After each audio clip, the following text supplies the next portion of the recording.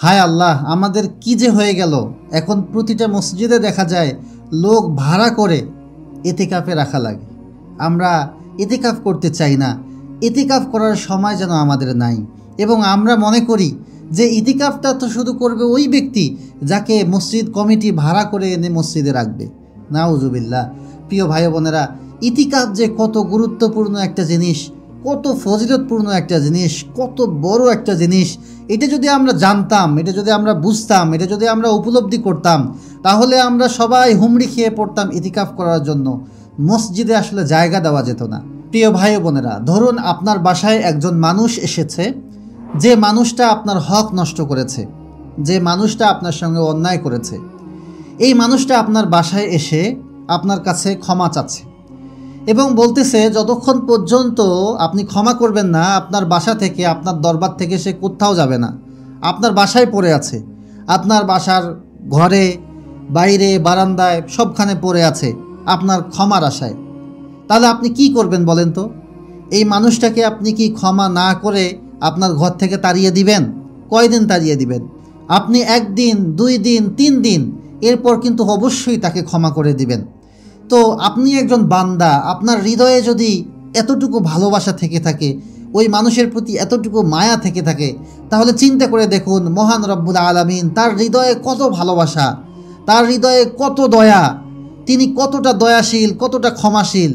সেই আল্লাহ তাআলার দরবারে যখন বান্দা পড়ে থাকে আর বারবার ক্ষমা চায়, তাহলে চিন্তা করে দেখুন তো আল্লাহ তাআলা কি সেই বান্দাকে, আল্লাহ তাআলা কি সেই বান্দিকে ক্ষমা করে দিবেন না? অবশ্যই দিবেন ইনশাআল্লাহ। কারণ আল্লাহ তাআলা সাধারণ ক্ষমা ঘোষণা করেন রমাদানের শেষ দিনে। তো যারা আল্লাহর ঘরে গিয়ে পড়ে থাকে, যারা আল্লাহর জন্য শুধুমাত্র তার রমজানের শেষ 10 দিনকে বরাদ্দ করে রাখে, তাদেরকে কেন আল্লাহ ক্ষমা করবেন না? অবশ্যই অবশ্যই 100% ক্ষমা করবেন।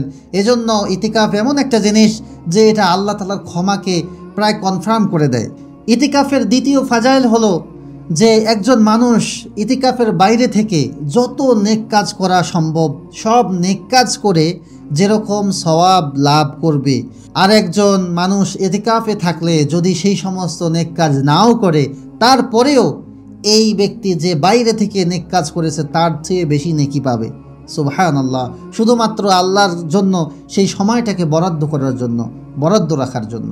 সুবহানাল্লাহ। ইতিকাফের তৃতীয় ফাজাইল হলো যে ব্যক্তি আল্লাহ তাআলার সন্তুষ্টির জন্য মাত্র 1 দিন ইতিকাফ করে, তার মাঝে আর জাহান্নামের মাঝে 3 খন্দক দূরত্ব হয়ে যায়। সুবহানাল্লাহ। 3 খন্দক দূরত্ব কতগুলো? যদি 1 খন্দক দূরত্বের কথা আমি বলি, তা হচ্ছে জমিন থেকে আসমান পর্যন্ত। দেখুন, মানুষ এখন পর্যন্ত আসমানের হদিস পায়নি, আসমানের দূরত্ব কত এটা মাপতে সক্ষম হয়নি। তাহলে চিন্তা করে দেখুন 3 খন্দক দূরত্ব মানে জাহান্নাম থেকে সে কত দূরে চলে যায় আর জান্নাতের কত কাছে চলে যায়। সুবহানাল্লাহ। ইতিকাফ করার চতুর্থ ফাজাইল হলো যে ব্যক্তি ইতিকাফ করে আল্লাহর সাথে ইতিকাফকারীর মনের সম্পর্ক কায়েম হয়ে যায়। সুবহানাল্লাহ। পৃথিবী বা দুনিয়া এমন একটা জিনিস যে দুনিয়াবি কারণে মানুষ আল্লাহ থেকে দূরে সরে যায়, আর যখন মানুষ দুনিয়াকে পরিত্যাগ করে আল্লাহর ঘরে চলে যায়, আল্লাহর জন্য নিজের সময়কে বরাদ্দ করে, নিজের অ্যাটেনশনকে বরাদ্দ করে, নিজের মন মানসিকতা সব কিছু আল্লাহর জন্য তৈরি করে, তখন আসলে তার আল্লাহর সঙ্গে সম্পর্ক কায়েম হয়ে যায়। সুবহানাল্লাহ। 5 নাম্বার সবচেয়ে গুরুত্বপূর্ণ ফজিলত, যে ব্যক্তি ইতিকাফ করে সে নিশ্চিতভাবে লাইলাতুল কদর পেয়ে যায়। সুবহানাল্লাহ। লাইলাতুল কদর পাওয়ার জন্য আমরা কত সাধনা করি, কত পরিকল্পনা করি, কত দোয়া করি, কিন্তু দেখুন যে ব্যক্তি ইতিকাফে থাকে সে ব্যক্তি কিন্তু শেষ 10 দিন জোর রাত বেজোর রাত সব রাতেই সে আল্লাহর ইবাদতে মশগুল থাকে, আর এর মাঝেই একটা রাত লাইলাতুল কদরের রাত পড়ে যায়, আর সেই রাতে সে এতটা ফাজাইল অর্জন করে, এতটা নেকি সে অর্জন করে যা অন্য কোনো কাজে, অন্য কোনো পথে, অন্য কোনো ভাবে পাওয়া সম্ভব নয়। তো প্রিয় ভাই বোনেরা, আমি তো মাত্র 5টা ফাজাইল বললাম, ইতিকাফ করার আরও হাজার হাজার ফাজাইল আছে, আরও অনেক অনেক উপকারিতা আছে যা বলে শেষ করা যাবে না। তাই আসুন আমরা শুধু ভাড়া করা মানুষদের উপর নির্ভর না করে আমরা নিজেরাই ইতিকাফ করার নিয়ত করি, আমরা চেষ্টা করি, আমরা সময় বের করি। মানুষ চাইলে সব কিছুই হয়, এটা চাওয়ার উপর নির্ভরশীল।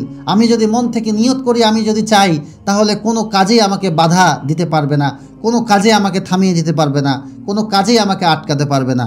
তাই আসুন আমরা চেষ্টা করি শেষ 10 দিনে ইতিকাফ করার আল্লাহ পাক রব্বুল আলামিন আপনাকে আমাকে আমাদের সকলকেই ইতিকাফের মতো এই গুরুত্বপূর্ণ আমলটি পালন করার তৌফিক দান করুন, আল্লাহুম্মা আমিন। প্রিয় ভাই বোনেরা, এই ভিডিওটি আপনারা বেশি বেশি শেয়ার করে দিন, যাতে করে সমস্ত মুসলমান ভাই বোনেরা এই ইতিকাফের ফাজাইল সম্পর্কে জানতে পারে এবং সবাই যেন ইতিকাফ পালন করতে পারে। আপনার এই শেয়ারের মাধ্যমে যদি একজনও এই ভিডিও দেখে ইতিকাফে শামিল হয়ে যায়, সে যে পরিমাণ নেকি অর্জন করবে, আপনি যে তার পর্যন্ত পৌঁছে দিলেন, ইনশাআল্লাহ আল্লাহ তাআলা আপনাকেও সেই পরিমাণ সওয়াব দান করে দিবেন ইনশাআল্লাহ। এজন্য বেশি বেশি শেয়ার করে দিবেন। আর আপনাদের যদি ইতিকাফ বা ইসলামিক যে কোনো বিষয়ে জানার থাকে, তাহলে দয়া করে কমেন্ট সেকশনে আমাদেরকে জানাবেন। ইনশাআল্লাহ আপনারা যা জানতে চান তা আপনাদেরকে জানিয়ে দেওয়ার চেষ্টা করব। আল্লাহ পাক রব্বুল আলামিন আমাদের সকলকেই দ্বীনের জন্য কবুল করুন, আল্লাহুম্মা আমিন। আসসালামু আলাইকুম।